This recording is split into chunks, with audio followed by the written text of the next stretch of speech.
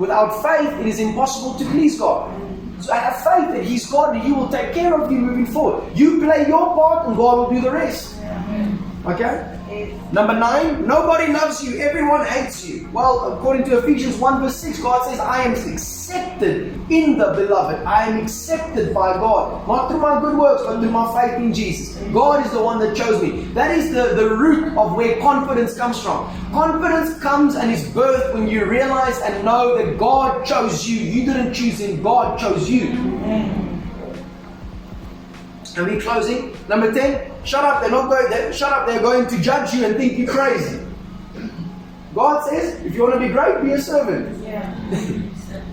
There we go. Alright, number 11, you don't have time now to be with God. It's crunch time. You got to move. You don't have time to be with God now. Psalm 127 verse 2 says, God provides for His devoted lovers even while they sleep. We shared the verse before.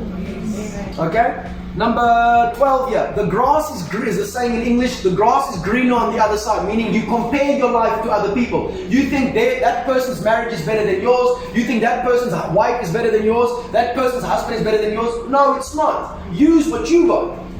And then watch it begin to grow. Watch how God begins to make it grow. Luke 16 verse 10. If you are faithful over a few things, He'll make you ruler over much. I think it's more Matthew 25, but Luke 16:10. If you are faithful with someone else's property, God will give you property of your own. Number 13. Why is it taking so long? I thought God said, boom, boom, boom, boom. Isaiah 55 verse 11, God says that His word never returns back void or empty. It always sets out and achieves everything it's supposed to achieve. Amen. So if God said it, we just got to believe it and then move from that place. And then lastly, number 14, you failed again. I guess you got to try harder now to get the love and favor back from God. When God says, Romans 8 verses 31 to 39, God says there's nothing that can separate you from the love of God. Amen. Whether you sniff cocaine or whether you preach the gospel, I want you to know that God loves you. Amen. And it's realizing that He loves you is what changes your behavior. Yeah. When you realize that you should no longer be a slave to sin, but a slave to righteousness. Amen. Because that is your new identity now in Christ. Amen. Alright, so we're going to close off. I want to share one more verse with you.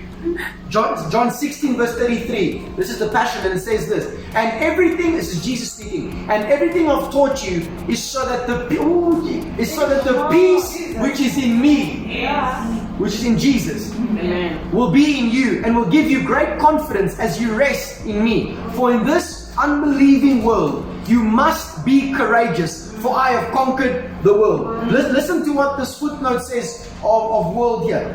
It says, Jesus, and I'm closing for real with this. Jesus has taken away the power this world has to defeat you. Amen. And has conquered it for us.